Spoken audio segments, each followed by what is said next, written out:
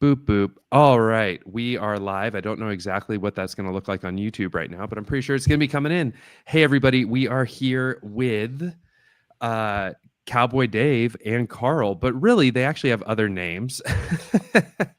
So, gentlemen, go ahead and introduce yourself. We'll start with Cowboy Dave. My real name is David Needham. I'm in North Carolina, and I'm just happy to be here. Awesome. I am Kevin Carlson. I am in Baltimore, and I am more happy than Cowboy Dave to be here. I love it. I love it. I can see the healthy competition already starting. For those of you joining us, this is a special episode of the Adaptive Athlete Podcast. I'm one of your hosts, Matt Hotho, and we've got... Hey, hello, everyone. Brett Polzer here in San Diego. Awesome, dude. Two different sides of the U.S. represented here, and then these gentlemen are also holding down the East Coast as well. So love it. Although, Carl, you said you were looking forward to watching the Broncos game today. Do you have a connection to Colorado?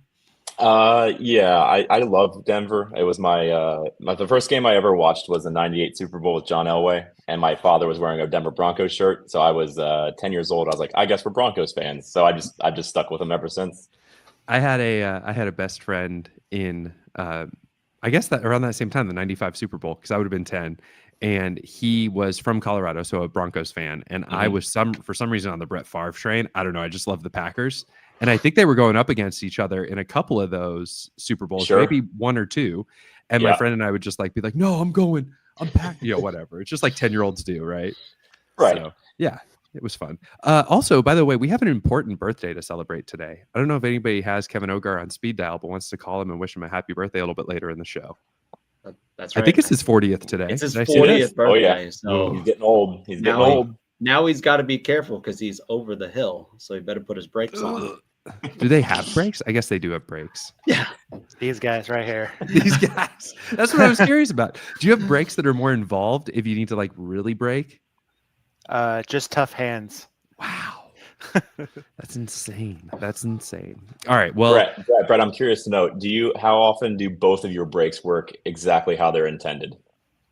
Never. Even when I get new ones. Exactly. So are they like flip brakes that you can put on the wheels to kind of slow them down? It's not. I would say that it's not like a car. They don't. There's not like gradual pressure with the brakes on the chair. The brakes are more like you kind of brake in to not go anywhere essentially. Okay. Have you ever gotten thrown out of the chair because you broke too hard? No. Okay, I wasn't sure. I've been thrown out for other reasons, more like too many good drinks and. All of a sudden, there's a quarter that I want on the ground. I'm like, ooh, shiny pen. And then a guy 10 feet away is like, got him. Yeah, pretty much. Yeah. The quarter man strikes again. All right. So let's start with kind of just getting to know both of you for the community so that they can get to know David and Kevin a little bit more. So, David, how did you get started with Wheelwad? So in Raleigh, which was 3 games ago, so Leslie was in the Raleigh area, and she asked a friend of ours, a mutual friend, about helping out with the Adaptive Games. And I had run a really good local competition, and so that person recommended me. Leslie and I connected, and I went to the Raleigh site to help out and to be like, hey, I think they should go here and this goes here. So it's spatial awareness, where to put stuff is it's like a superpower of mine. And then I did just score table and disputes that year, which was super fun. And then I helped only out. The friendliest people there. Only the friendliest people. Yeah. I got yelled at a couple times. And I don't think people realize that I'm 6'1". And so when I stood up, they were like, oh, I'm sorry. Never mind. Yeah, well, my bad for yelling at you. But then I helped out with a bunch of other stuff because Kevin's really fantastic about getting everybody's input. And so then after that, they were like, hey, do you want to come back to next year at San Antonio? And I was like, sure. I was like, also, guys, I can drive a forklift. So they were like, great, we need one of those. And then it progressed into a more full-time role this year with helping out with contracts with venue and sponsors. And then doing the same thing that I did in San Antonio. Which was I'm the head of athlete control. Yeah. And the forklift guy. Okay. But you were like more involved as the forklift guy this year because you were sending those daily videos, kind of walking us through from an empty room all the way to a fully built space. Yeah. So I had the idea, which I ran by the team this year, that was like, hey, would it be cool if I just posted a bunch of videos daily of like behind the scenes and like how it's made? Yeah. And they were like, yeah, I think that's a great idea, but you got to do it every day. And so I stayed diligent with it this year. We had about the same number of trucks last year for unloading. It was just a different venue. Although I think in my talk with, maybe it was Shannon or maybe it was Lisa prior to the games, that like you guys did not have 2 weeks last year. No. Yeah. No, in San Antonio, I think I got there on a Sunday and we started unloading Monday. And then we were at Morgan's on Thursday, but you guys like basically had 4 days to set the space. Yeah. Wow. We didn't even have everything show up at right away, right? Like, so, dude, I want to talk about that if you guys can talk about that, because that was insane. It's just always something.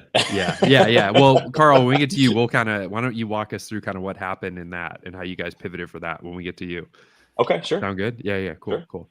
So David, you did all the behind the scenes stuff, kind of getting the floor set up, led that team this year. Who was on that team that was kind of helping you put it together this year? So I just helped out with it. I helped out with the design. So that was Leslie's baby. I just helped out with that. When it came to all the in-person stuff, I literally was just extra hands and the guy that drove the forklift. Okay. Like that's mainly a Carl and a guy named Steve. From Strength Flex. From Strength Flex, yes. Okay. So that's their job. And I provided a little bit of input, a little bit of muscle in the whole process with it. But those, not my role. Okay. But when you were setting it up, like there were diagrams and schematics and everything that you guys were working off of for those 14 days. Yep. Did you guys have like goals for each day of kind of like, okay, this is what we're getting done this day, this is what we're getting done this day, so on and so forth? We did. We had lots of goals. They change via when shipments came in and how fast we could get trucks unloaded. And we had one of the biggest hiccups that we had this year was we thought that the loading dock had a ramp that you can put on the ground between the concrete and the 18-wheeler. You would hope. And they did not. So last year they had these big mechanical ones that worked fantastic. This year they didn't. So we had to go and get some and then bring them back. So it delayed our unloading a little bit. So it changed very throughout the day of like what we could do and what we didn't. But I mean, we have a good team that communicates really well. So yeah, it was easy. Yeah. How many trucks did you have? We had 3 full 18-wheelers this year. Jeez. And what were some of the companies that were donating equipment? So the 3 main ones, which was like the flooring, is Strengthflex. So Strengthflex houses our flooring, and they're super fantastic. And then we unloaded all the stuff for their booth and some extra stuff that we were able to ship to the Strengthflex warehouse that they brought to Vegas for us. So that was 1 truck, and then Rogue sent 2 trucks. Wow. Brett, did you have something? Yeah, and the Rogue truck, is that like the rig, weights, barbells, plates? Yep. Wall balls, dumbbells, all of that stuff. Anything that has Rogue on it comes in those 2 18-wheelers. Just a question, like, what's just out of curiosity, like, are you putting in like an order to Rogue? Like, hey, like, because you guys, I mean, see, like, there's confidentiality, but it's like, okay, we need, 45-pound plates, that kind of thing based on workouts. And they're like, we can do this, we can do that kind of thing. And then, so Kevin does all that once the programming is as close to finalized as possible. Sure. And then he puts a list of everything that they need in quantities and sends it to Rogue.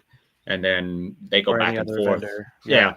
And basically go back and forth until it's decided, because when it comes to the workouts, those are like super confidential. Like, sure, neither one of us know most of the workouts until like 2 months before, when we like have to do our like jobs for it. Yeah, sure. So we don't get to know anything either. Sure. Yeah. Everybody who's watching, we've got 5 people watching. We've had a 6th person kind of jumping in and out. But if you guys are watching and have any questions for Dave or Carl, feel free to drop those in the chat. We'll throw up on screen, get to talk about that. Dave, I also ran into you at Sea Dog. Yeah. So you come around to other competitions as well and hang out or help out? So I got asked to help out with the adaptive section of that. And then the people that were going to run the entire floor had something happen.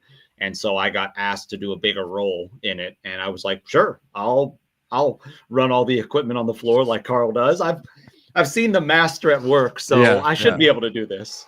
And you were doing it for able-bodied and adaptive at that event? Yeah, so I helped out with that, and then John Heath was helping Jed run the adaptive section of that. So they came with the equipment list, and we did it. Yeah, that's awesome. Yeah. That's actually where Cowboy Dave started. At Sea Dog? At Sea Dog is where the nickname started.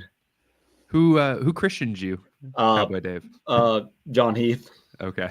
Yep. Nice. He kind of christened that, and then it like stuck, and then people started calling me that, and I was like, oh, now I've got a nickname. And you had the hat on already? Yeah. Okay. Well, I got asked to bring the hat because of how memorable it was in San Antonio. Oh, okay. Wow. And now you have it forever. And now it's a part of me. That's funny. Awesome. Yeah, Sea Dog is a fantastic competition. If anybody's looking to do a local off-season comp, or I guess it's kind of mid-season because it's kind of going to be right after the Open. Yeah. But Sea Dog's phenomenal. I know equipment-wise, Dave, it was probably a ton of fun with that undulating ground that's underneath the floor to kind of deal with that. It was nothing like doing wall balls on that uneven floor. But hey, it's just all part of the fun. But it's a great event. Adam and Kelly do a ton of work to make adaptives feel loved, cared for. We compete right with able-bodied athletes. Able-bodied athletes are cheering us on the fence. I mean, it's a cool event. Yeah, it is. Yeah. My first time being there, and we'll be in conversations to have me back next year. Oh, this year was your first year at Sea Dog, yeah. Oh, okay. Yep. Okay. I got the vibe that you'd been doing that for a while. Okay. No. Okay. Cool. I love it. All right. Well, let's jump to Carl or Kevin Carlson or whatever he's being called. Anything, anything really. We've got 2 gentlemen here that have been christened with different names. Okay, there's something happening here. So, Carl, how did you earn the name Carl? Okay, so we were down at this was probably my first event with the Wheelwad team. I was still pretty fresh in. This was probably about 5 years ago. This was down at ACC in Florida as well. So there's something about these Florida competitions. I don't know. There's something about Florida, guys. There's something about. So that was when we were sending a team out to do the ACC, and that team was Kevin Ogar, Shannon Ogar, Leslie Manning, and myself. And we got in the rental car all together. And Shannon from the back seat said, "Hey, Kevin," and both Kevin Ogar and myself turned and looked at her, and she said, "That's not going to work." So we were laughing about it. I said, "Well, my in college I was called Carlson for my lacrosse team," and she goes, before I even got that out of my mouth, she said, "Shut up, Carl," and that's it. That was it. There's no more to the story than that. So now I am just Carl. Although I think at the games this year, you also sort of became an amalgam of Carl and Cowboy Dave. Yes. There may have been a couple of people mistaking me for Dave. I don't know how. I'm 5'9". He's 6'1". Yes. He has boyish good looks. I'm ruggedly handsome. I don't. But I'm agreeing with all of this that you're saying right now. You are spot on. It's these hats. They're kind of magical. I think this is it's our secret sauce. Yeah. So what were those? I mean, what were those interactions like? I mean, people are coming to you like, "Hey, can you help me?" Are they asking you athlete control questions? Are they? No, we were on our way to the floor. I think it was Wednesday morning. I think it was when athletes were starting to show up. And so, as you guys know, walking or rolling through that casino floor was something in itself, right? Yes. So, right. I'm walking down past a little Starbucks shop there, and this lovely lady comes up to me. She goes, "Oh my God, I recognize you. I recognize you from CrossFit." And I was like, "Oh, I've never been recognized before. This is really cool." Like I like my, your head starts to get a little big, and she goes, Right. "Can I, we're chatting. And she's from New Zealand, and she goes, "Can I take a picture with you?" And I was like, "I would love that. This is so cool. This is so." I've made We it. take My the moment has picture. arrived. Exactly. I was like, "This is the best investment I've ever made in my career," and so I'm feeling like I'm at the top of the world, and it's like 7 a.m. Like that. Like it can't get any better than this already. We're gonna go set up for the rest of the day. We're gonna have a good. I get into the team and I go, "Guys, you'll never believe what happened. People wanted to take a picture with me." And everyone's like, "That's really cool," but fast forward to the next morning, or David, was it next morning or was that same evening? No, it was the next morning. It was the next morning. Okay. So David knocks on my door, 5 a.m. We're getting ready to go down, set up for the day. And he goes, because we were rooming right next to each other. And he holds up his phone and he goes, "She tagged me." She had tagged Cowboy Dave in a picture with me, saying that she couldn't believe that she was meeting Cowboy Dave, and she was so excited. So from that point on, as I do, I was now deflated, and I told the rest of the team. So now it started to spread like wildfire, and then it was a little bit more of a little fun inside joke. Although when we were in San Antonio, or when we were in Raleigh, you wore a cowboy hat, right, Carl? Not in Raleigh. Uh-oh. The cowboy hats did originate in San Antonio. Okay. Then I may also be a victim of the amalgamation right now. It's really funny. David becomes Carl. Carl becomes David. It's really funny, Carl. Like you talk about a story like that. So I had a similar thing happen in Vegas. We were walking through the hallways, and there was a woman that came up to me, and she's like, "Oh, we're looking for the Adaptive," and she kept like looking at me, just doing this weird stare. I'm like, she's like, "I've seen you before." I'm like, "Oh, okay. Hi," and she's like, "You've been on Meme for Time, haven't you?" I'm like, "Yeah, I've been on Meme for Time." "Who are you?" Like, not right. Yeah. So I love it when people forget their manners and they just go, right, like, let me just introduce myself first, like, yeah. So, I think we're in this really exciting time though of people starting to catch on. Yeah. And Meme for Time does a wonderful job of, he does the able-bodied, and he does it. He loves the adaptive too. So he puts a lot of attention to both, but like, I think we're kind of right on that cusp of really exploding into the greater population, the greater community of just being recognized, and that I think is going to be an awesome step.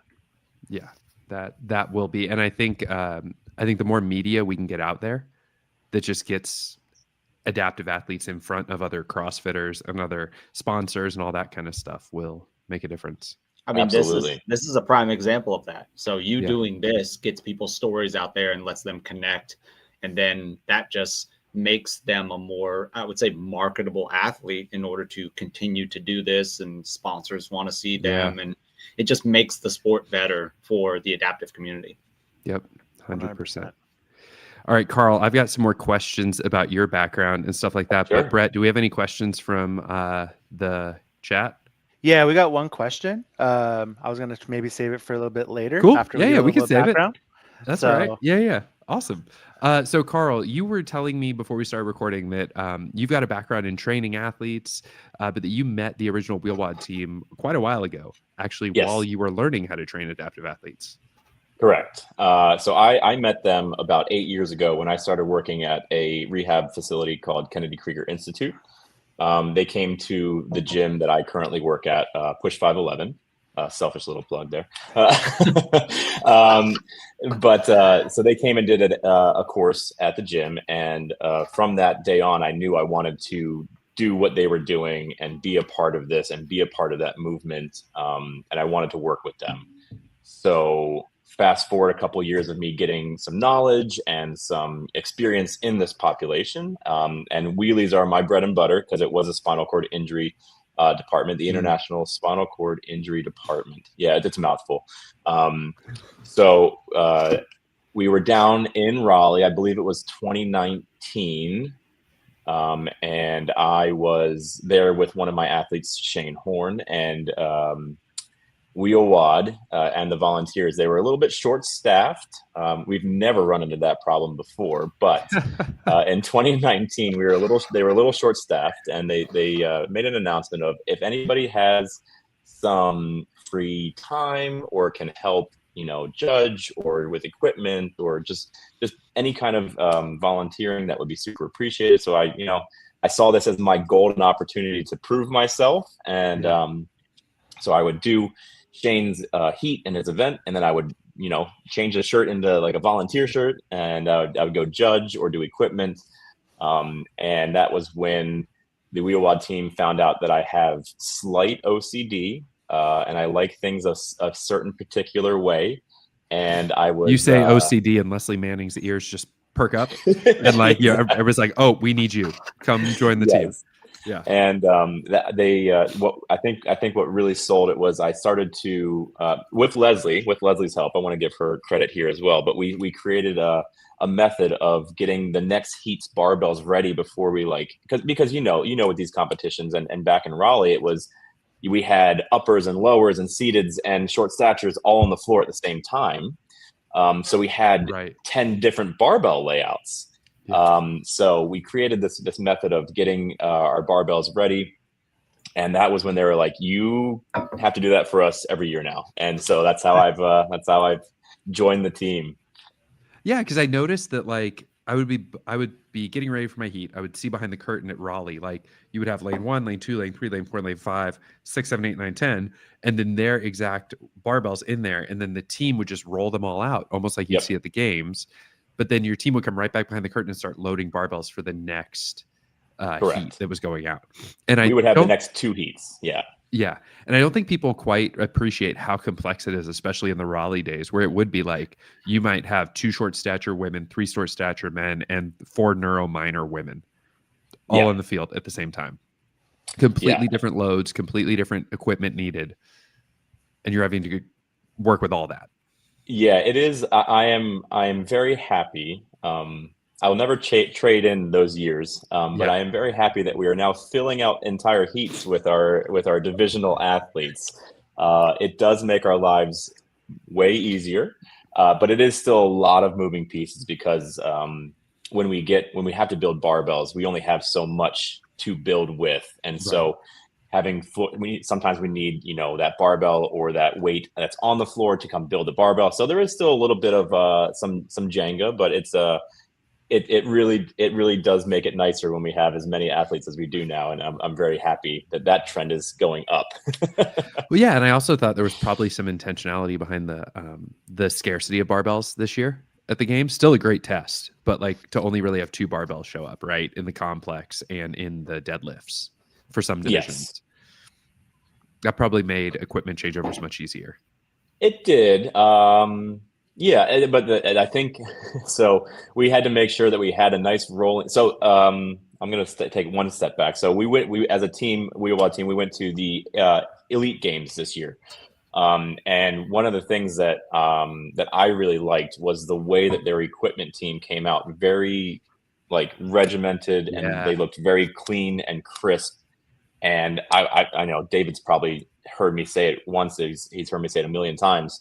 We're going to do this year. This is going to be our focal point. I want to look this clean as we're doing it. So with those deadlifts, I believe we started with standing diagnosed, and I think those barbells were 300 pounds. So some of my volunteers are 5'2", 100-pound girls, that are volunteering their time. And I'm like, I can't, in good conscience, make this girl lift 300. I'm sure she could have, right? But to save their backs for the remainder of the competition, I was like, we need a lane to roll these things out. So having a lane to roll the barbells out was very essential with David's planning on his fences. So I do appreciate him giving me an extra couple feet there with that. But I think, I want to give a huge shout out to all my equipment people this past year. They took my challenge of making it look clean and concise and very, very, I guess I'm going to say like drill sergeant-y, but they took that challenge and they knocked it out of the water. They killed it. So big shout out to my volunteer team for that this year. Yeah, I think hats off to like all the volunteer teams, like all the volunteers there, because like, I mean, let's be real, like they're not only volunteering their time, but then, cost, like travel, food, and, Vegas, of course, is the cheapest place to eat everywhere. What is that? What is that? Like, it is absurd. Yeah, you're like, people are there and you're there, you know what I mean? Yeah. But It's so cheap to, like, if you're in the States, it's cheap to fly there and it's really cheap to stay in the hotel rooms. Yeah. But that's it. Yeah, but no, for real. And then like the equipment volunteers. I mean, because if you think about it, in reality, like they're pretty much doing a 12-hour workout for 3 days. Like 3 days, yeah. You know what I'm saying? So Murph's got nothing on them. Like, so, but anyways. When did you guys start each day? 7. So we were there 2 weeks early. Yep. And most days we would try to get a workout in at 6 a.m. and then be done by 7. And then basically from there, shower, change, food, and like really the working days would start at like 8 a.m. Yeah, about 8. So around 8 to like 6-ish every day. And that depended upon what needed to be done. So like our jobs with more of the manual labor stuff was done at 6, where like Lisa's job was not. She would go eat and then come back and work for another 3-4 hours. Yeah. There were definitely times when I hopped on calls with, again, Lisa, Shannon, where it was like, y'all have been up since 5 and you're going till like 9 to work on just a ton of database stuff or whatever they're doing in front of their computers, but that's critical. Yep. I think I'm just now getting back to a normal sleep schedule. Yeah. 1 month after we left Vegas. Yeah. How much sleep were you getting during the games? Like, I know that most of us were out of the venue by 8, I think were some of the latest briefings. I was lucky if I got 4 or 5 hours. Okay. I think I tried to get into bed by like 11 to midnight. Yeah. And then up at 5 the next morning. Yeah. Wow. Yeah. Thank you, guys. 4 or 5. Yeah. I think the what kept me awake a little bit more, or like my head popping off the pillow, was like, did I set up that thing for what I need to do, set up for tomorrow? Right. So that I got a little bit less sleep, I think. Yeah, for sure. Well, Brett, let's throw up that question, and anybody else who's in the chat, feel free to ask any questions that you've got. We can get the guys to answer these. We can also chime in too. So Alex asks, what was your favorite part about this year's Adaptive Games? So whoever wants to go first. I'll start. Yeah. I have 2 answers to this. One was getting to see all the athletes that I had built a relationship with in San Antonio. Yeah. Because San Antonio was like my first time more interacting than just sitting at a table answering questions. So it was more interacting, asking, answering questions, getting questions answered for them. So it was cool to see all those athletes again this year. The second part was really seeing the final result of, 9 days of work. Mm-hmm. Yeah. So that was really cool for me. Yeah. That's awesome. What about you, Jinx? Carl? My favorite thing every year, this is gonna be such a corny answer here, but my favorite part of it is literally learning more stories about the athletes and being able to, like David said, kind of make these connections that you have year after year after year, and you really do create this almost like a family bond with some of these athletes, and being able to grow that bond every year is absolutely my favorite part. Learning something new or meeting a new athlete, or seeing something cool for the first time. Like those are always my favorite times. I think my favorite moment, if I can put one on, I'm going to give a shout out to the ID division here. They wanted to practice like the jumping pull-ups and stuff like that. So we had to figure out what height we were going to use as adjustable bars for. And I think just the energy that they always bring and the positive mindset and just their mentality of always like, they just made it such a fun, because sometimes those little things that we're doing in the middle of our days can be very stressful. Sure. Because we're being pulled away from something to do something that we didn't think we had to do. And now, like, in the back of your mind, you're like, oh my goodness, I need to do so many other things. Yes. Yes. So you have that on the back burner, but they made that moment just so fun and so carefree that I kind of just forgot that I was like working. So that was a really fun moment for me this year. Yeah, I like that, because I feel like for those 3 days, I mean, you're in live event mode. And live event mode is you constantly have just a clock running in your head. And you're like, I can talk to you, but I can talk to you for about 37 seconds. And then if you try and hold me for like 2 minutes, I'm behind and I've stopped listening to you. And now I'm stressing out in some ways, right? I mean, I know that we all want to be as maximally available to the people who are there.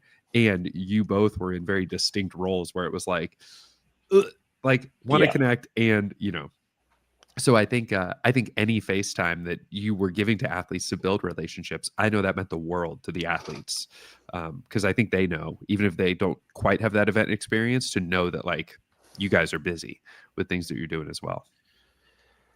Yeah, that makes it feel real good. Yeah.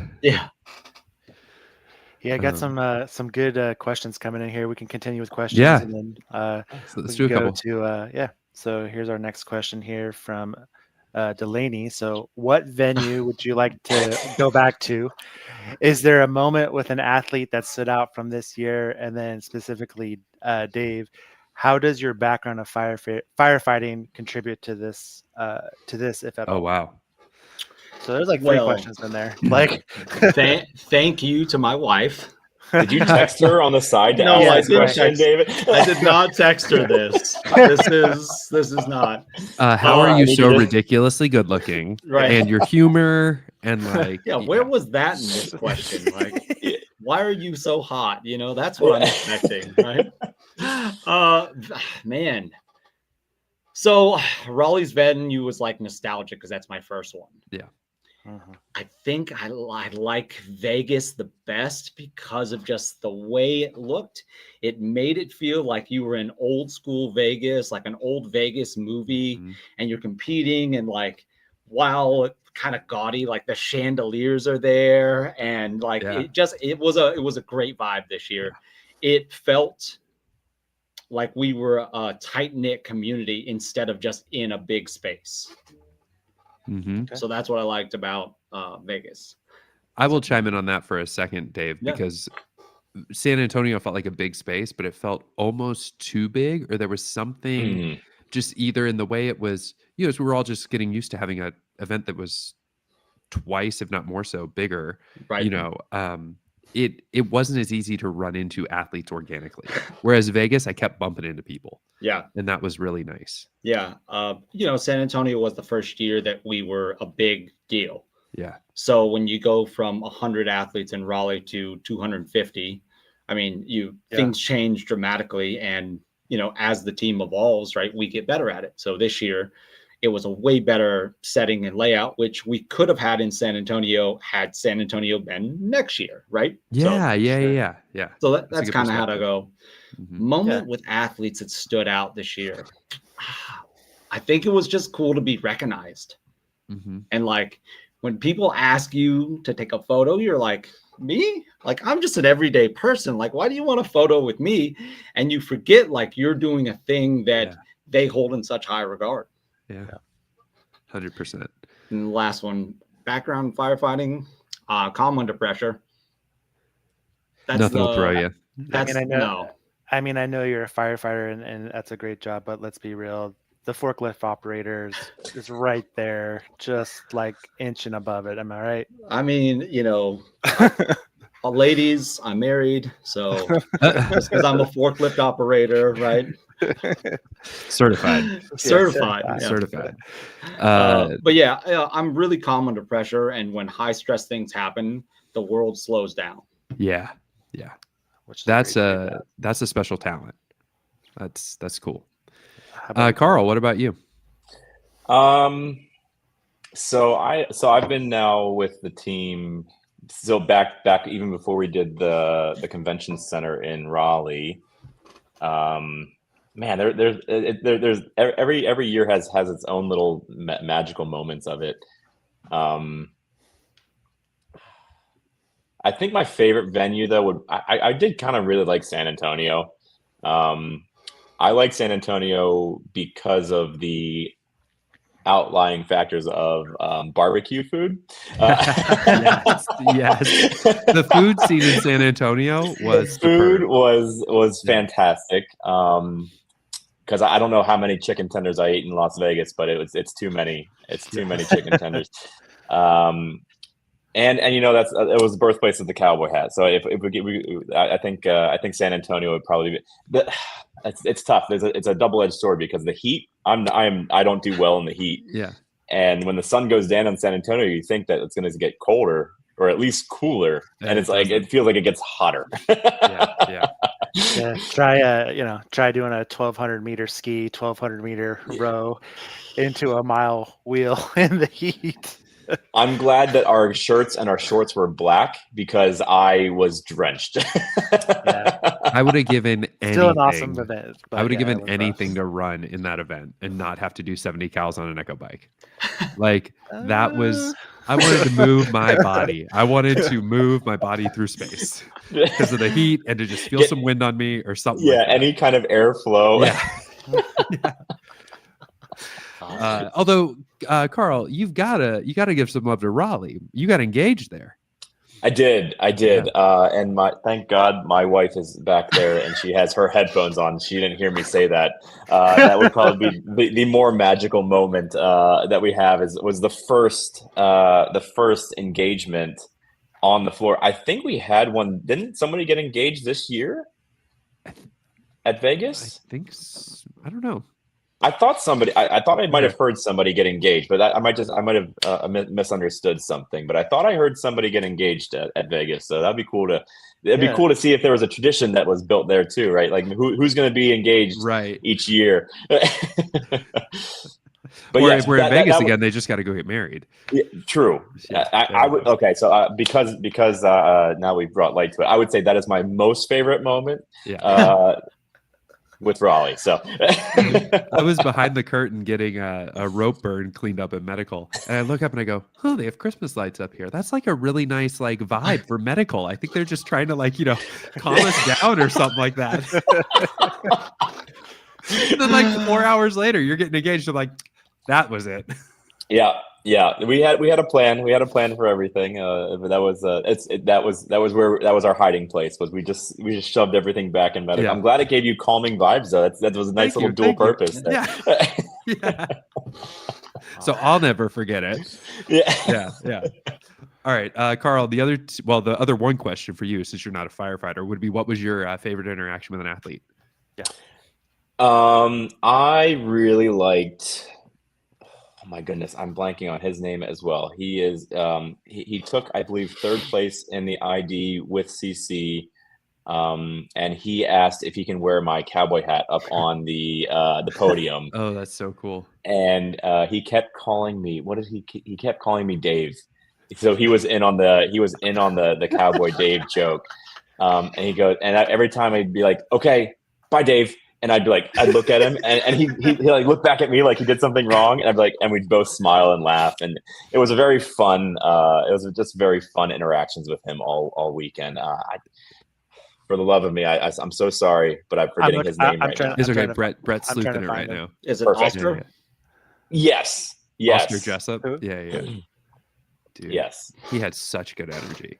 If you So guys good. follow him on Instagram, just watching him like work out and like the way he feels pride for a job well done is like, oh man. Plus, I wish I could his feel little pride for twerking is. That's what I mean. You can't make that up, right? Like It's impressive. Yeah, it's good. Like it's top tier for twerking. Oh yeah, Nicki Minaj would be proud. I love it. Oh man, where do we go from here? I was not ready for twerking. That like any script I had in my head just vanished. Yep. Yeah, there Yep, it there is. he is. There he is. Oh man. So I thought that was a really Yeah. cool, because again, it's like it's just this hat. It does so much more than shield the sun, but it's such a it's become such a connection point with people, and I'll never look at it differently, right? Like it's just become it's the perfect icebreaker. It's the perfect it's just a perfect prop. So it's been a wonderful tool. Awesome. That's awesome. Awesome. David, I have a question for you, and we've got some media assets to go with it. So Okay. there was a change in how the floor layout was going to happen this year, or not the floor layout, where we were going to be. I remember seeing some early documents that was like Masters weightlifting and CrossFit, and it looked like we were in the same part of, like, literally right next to each other. I was picturing like San Antonio, and like literally you'd walk in, you'd see weightlifting, and then you look over and see CrossFit. And I had these dreams in my head, programming wise, like, oh man, what if they make us go up there and like do a total, like, like with the Masters? I just thought that would be so dope. So like work that in there. So I had this idea that like, yeah, we're going to walk in and we're going to see Masters and then CrossFit. And then we saw something completely different or slightly different when we were there at the game. So Brett, can you throw up that slide, or if not, I can do it here. I got it. And then Dave, I'd love for you to just kind of walk us through, and I realize this might be insider baseball, and do it also for people who are listening on the podcast, who might not be able to quite like walk them through it. Okay. Just so we can know kind of how things changed. I think it's a testament to the work that you all do and the vision that came together. Well, so we were on, if you're walking down the hallway, we were actually on the left side, which is called the ballrooms. And there's 8 ballrooms that are broken up in different manners. But originally we were supposed to be on the right side in these pavilions that had 20-foot ceilings. And it kind of would have felt more of like convention center-ish. Like an expo hall? Yeah, kind of like an expo hall. But what happened with it was that there were certain people that needed more space outside of our competition. So like Strongman needed a little bit more space than they had previously thought. US Masters needed a different amount of space.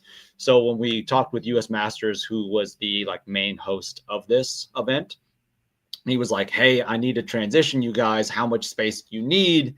And we talked through some of the stuff. And he was like, all right, I'm going to switch you guys over to the ballrooms, which is where all the cool chandeliers were this year. Yeah. And so we moved across the hall. It worked out so much better for us because originally our floors were going to be split to where the main floor was on the right-hand side and the secondary floor was going to be on the left-hand side in this like small 6,000 square foot room. And it would not have progressed and have been as cool of a spectation thing as it was the final result. So when we moved, it was really it was very frustrating because we had done all this stuff to pre-make our plans. And so then that was Kevin jumped on a call with me and he was like, hey, Kevin Ogar jumped on a call and he was like, hey, I got to let you in a little bit on what we're going to need for some of these workouts, redo the floor layout. And so I redid some of the floor layout. And then Leslie and I sat through and talked through a bunch of stuff to make sure all the numbers were correct. And it worked out. It worked out great in the end. But we were closer to the loading dock. So we could get shipments in. I mean, kind of a blessing in disguise when you look at it from the lens of what we did with the space. Yeah, because I can imagine if we're over on the right side and then we have to walk across that hallway and down a little bit, it would just make that second floor almost feel like it's just disconnected from the whole thing. And I remember, I don't know, Brett, if you had this experience, I the field with you were in the field that I was trying to go watch all the time. Like every time there was an event going on floor 2, I was like, I want to go over there and see Brett and Tom. And it was just really cool to be able to, just walk right past Vendor Village and then boom, you're there. Yeah. Or you could hear something like blow up on floor 2 in some ways, right? Like you'd be in the stands, you'd be like, something's going down. I'm going over there to find out what it is. And that was just so cool. Yeah, I remember when the row and ski event was going on with Concept 2 and they had the video screen up. Me and my coach are over there and it looked like The Hangover as we're trying to count cards, figuring out okay, they're doing this pace. What's the pace like? It's like trying to draw it out. But I think, definitely having the 2 floors like that definitely I think was a good addition to that, because I think not only from an athlete perspective to go back and forth and have more events and kind of like the flow, but I think also from a spectator perspective as well. They're like, I think it gets more eyes on the different divisions, and it's like, oh, seeded one's over here doing this, and then I don't know, we have ID over here like doing that, like that's what's the difference, or so on and so forth. So I think it especially given in the age, everyone's the 6-second video, there's just more things going on for people to keep people engaged. So I think that was awesome. Yeah. Was Grid actually there September 6th to 7th? No, so Grid was supposed to be there, but they had some issues with shipping equipment. Sure. And because Grid is sponsored by an equipment company, so they can't use anybody else's, and there's conflict in that, so they actually pulled out. But the powerlifting was Valor? there. Can we say Valor, or we don't? I mean, we can say it. Yeah, I mean, they are sponsored. Valor's based out of the Tampa Bay area. Yeah. But that just kind of a miscommunication, because it was supposed to just be like an expo. It was supposed to be like a showcase, not an actual Grid event. Oh, I see. Okay. Yeah. Gotcha. And then the powerlifting was there the first weekend, so we were able to get into that space on like that side of things on Sunday night. Okay. Cool. Yeah. I mean, great job pivoting with that. And I think again, what we ended up with was better than we could have imagined. And I'll put my thumb on the scale right now. Anybody who complains about, oh, they didn't show my floor on the live stream, I will take what we had this year over, one floor any time in the future. I mean, the ability to have the test that we had on day 2, which, Brett, I think it was similar for you, right? You only had like 90 minutes between the 2 workouts on day 2, right?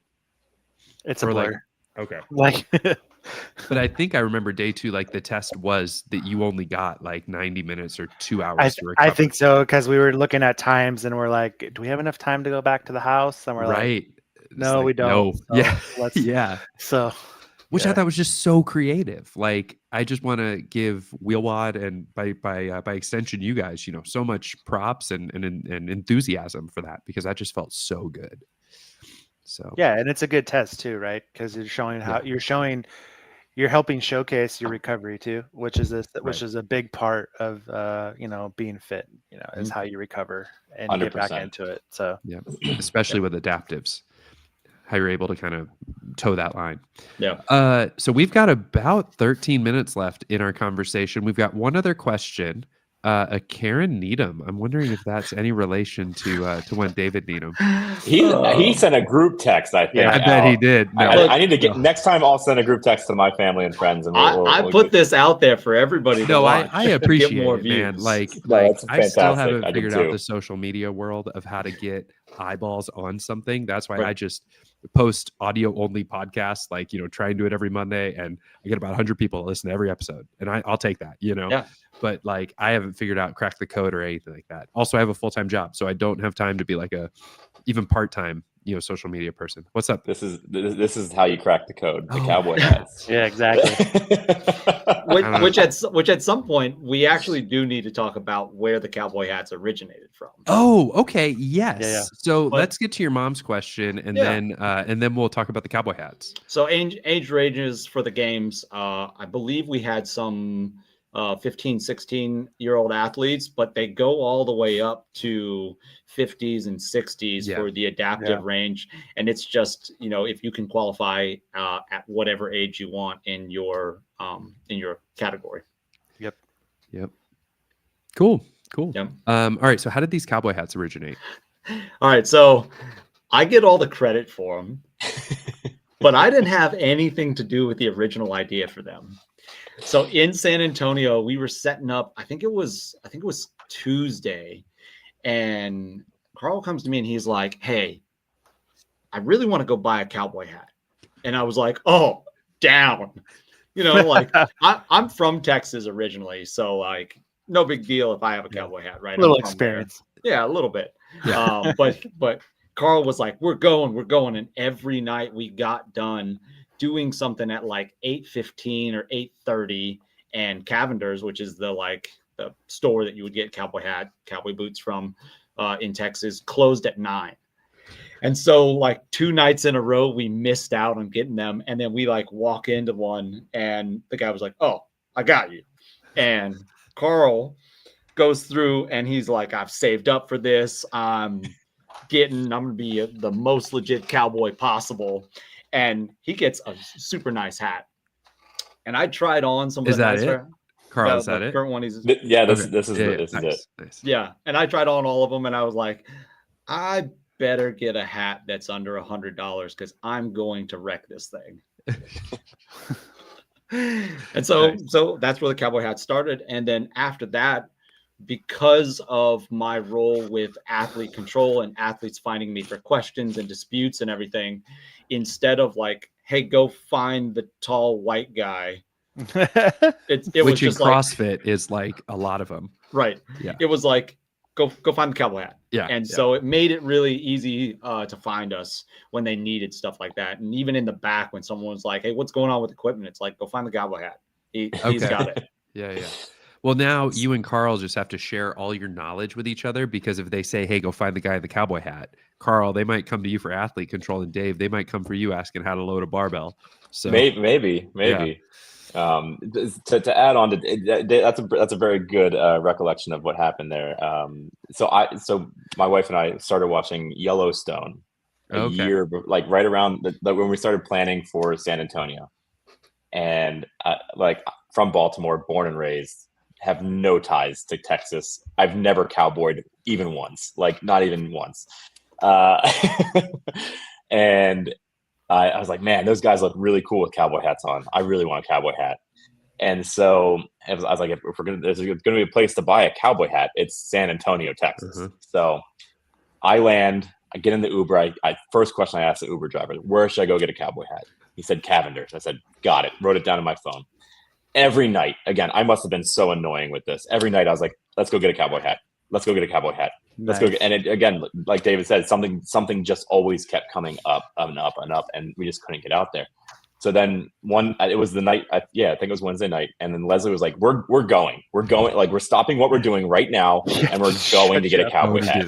Just shut you up, right?" And so we walk in. It's about like 8:45. They close at 9. I looked at the guy. I'm like, "Listen, I apologize for what's about to happen right now, but I'm from Maryland and I need a cowboy hat." And he kind of like looked at me like you would look at an outsider that's doing something that you like, he has no point in doing. And he was like, "I got you." And so he really did explain a lot of stuff about the cowboy hats and how like the care and for them and how what makes one a higher quality. It's like pixels on a TV. Yeah. It's like more felt or more material makes it a higher quality hat. And so we buy them. They take out these giant boxes to give them to us. I'm like, "Listen, I'm wearing this out of the store. You don't need that box. Save it for somebody else." And we go to we haven't eaten dinner at that point, so we go to Chipotle. I don't know if you remember this part, David. We go to Chipotle. We walk in without any prompting. The guy behind the counter looks at me. I walked in first. He goes, "That's an awesome hat." And I said, it's meant to be, you know. It's so like just puffing up the head and the ego. I was like, "Yes, I love this. This is so." It was that's how it was originated there. That's awesome. That's awesome, dude. All right, let's see here. Oops, let's get that off the where am I at here. There we go. Yeah, there we go. Same. I know someone's going to take this soundbite and they're going to use it against me in the future. I've never felt more like a man than when I put this hat on my head. As I drive my pickup truck with my dip. Yeah, do you drive, Carl? Do you drive a Prius? What do you drive? Close. I drive a Tesla. Your wife's like, "Why is there a gun rack in the Tesla?" Like, my biggest internal fear is that there's going to be some like criminal cowboy like robbing a bank in Baltimore, right? And he's gonna be on the run from the cops, and it's just gonna be me and my corgi walking down the street in my cowboy hat. They'd be like, "It's got to be that guy. He's the only idiot in Baltimore in a cowboy hat." And the APB is like, and he's wearing spurs, and you're like, shit. But yeah, nice. Wow. Okay, so if I ever see a cowboy guy or a cowboy hat in a Tesla, Gotcha. It's probably me. Yeah. Yeah. I mean, outside of Texas. That's probably a really small group of people right there. Yeah, outside of Texas. Exactly. Anomaly, some might say, an anomaly. Yeah, I would say I probably fit the stereotype a little bit better. From Texas, have worked on a farm before when I was younger, because my family is farmers, and I drive a giant truck. Yeah, he's checking off the box. I got no boxes over here. David's got all the boxes. I got 0 boxes. Nice. All right. So as we kind of wrap up a little bit and kind of land this plane in the next 5 minutes or so, if someone's listening to this after the fact or watching right now, what is a way that they can get involved? Whether they're able-bodied, well, let's speak to the able-bodied people since you both are able-bodied. Let's speak to the able-bodied people who want to get involved in helping adaptive athletics. So, Carl, I think you've done some work in this as part of your job. So why don't you start there, and then Dave, you can have the final word. Sure.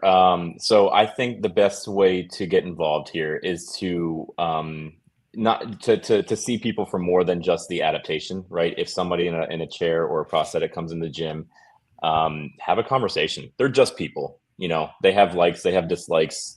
They don't like burpees either, probably. Right. You just ask them questions, talk about them, get to know their story. They're people. Accept them for who they are. Don't accept them for their disability. Right? Like there's so much more than the disability or the adaptation. So that would be my first step.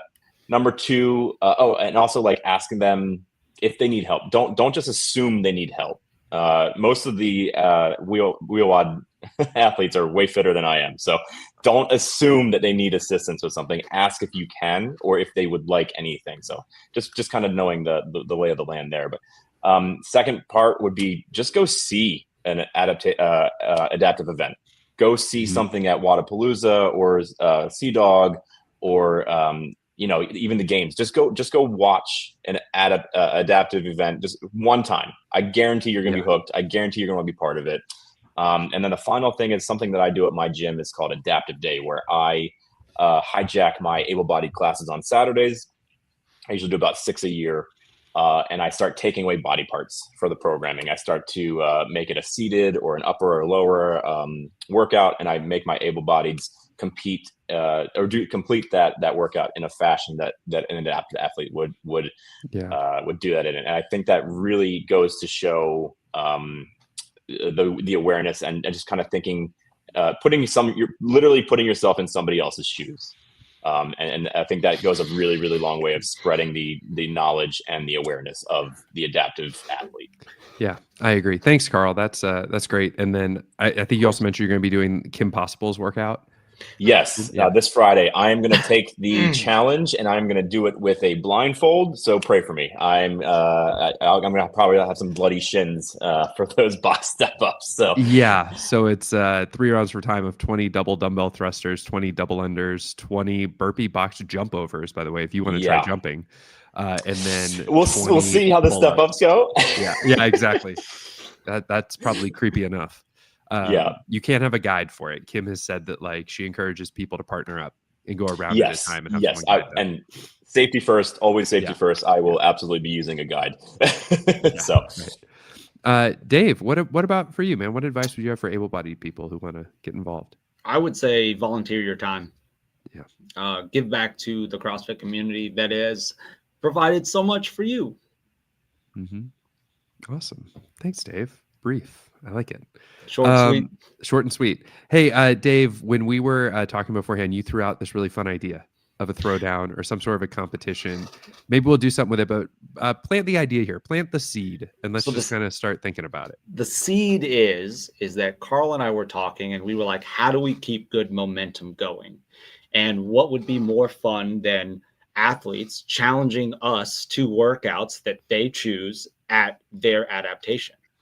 And so very similar to, doing the workout blindfolded, right? Like if you're seated, Brett can challenge me to a seated workout, and really having video of both of us doing it side by side, but talking about it beforehand and then talking about it afterwards as an able-bodied person, so that people can kind of get a a better idea of what it's like to try this stuff, to put yourself in somebody else's shoes that's at your gym. Maybe they're just an everyday athlete that has an adaptation that you don't know about or don't know how hard it is for them. It just gives you a different perspective on how accomplished they are when, something happens. Yeah. That sounds like a ton of fun. I think that would make for some really fun content, especially if there's a way to pull it off live and get people like going next to each other in like That a would be sprinter, cool. like 2 to 5 minute workout, where we're like, yeah. Yeah, I like Brett. I saw that, Brett. Challenge you to a duel, good sir. I like it. All right, guys. Any words before we kind of wrap up?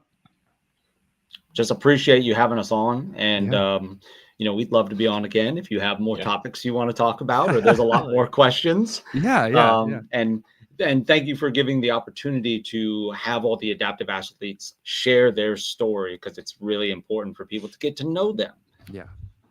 Yeah, I definitely echo everything David just said there. I would also like to say thank you for wanting to get to know us a little bit. Like, that's really cool. It does really. I love doing this.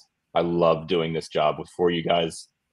Having that appreciation is really nice. So, so it really, again, thank you for just this opportunity to even just talk about stuff that, that David and I talk about all the time, but may just, if it hears one extra pair of ears today, like that's awesome. Yeah. The other little shout out I would like to give is to Mike Egan. Good luck on the world record attempt coming up here November 10th. So good luck there, sir. Brett, do you have anything you want to add on that one?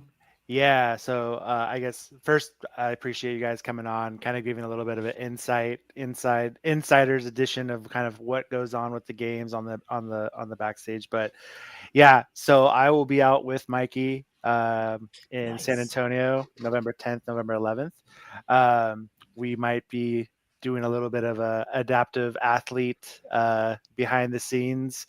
I don't want to bug Mikey too much. He's kind of got his hands full, I guess, doing what he's doing. So you might hear from some other athletes. There's other athletes that are coming out. I know Andrea Wilson for sure is coming out, and I think Tom might be coming out. Not 100% sure. Don't want to call him out yet, but yeah, we're really excited for him. And so hoping to get some behind the scenes things with him. Not to talk too much about Mike Egan and take the spotlight from this, but he came to San Diego, did a 12-hour push, 7 p.m. to 7 a.m. If you guys have a second, go check out that. We did a short little documentary on it, and the dude's an animal. Super cool. So I'm really excited for it. I'm as pumped up for going out there this next month as I was for the games, to be honest with you. That's awesome. So that's awesome. But again, not to deviate too much, I appreciate you guys coming on. One thing as we're talking that kind of stuck out in my head is, getting to know the athletes. It's like almost every year is like a big family reunion now, the way it's come. So, we see each other. We're across the world, literally, worldwide, but, looking on social media, but it's awesome to come together every year and see everybody. So again, appreciate your guys' time. Awesome. Well, thank you guys for being on this episode of the Adaptive Athlete Podcast. And we will be back sometime in November with some episodes, like I said, like Brett hinted at about Mike Egan.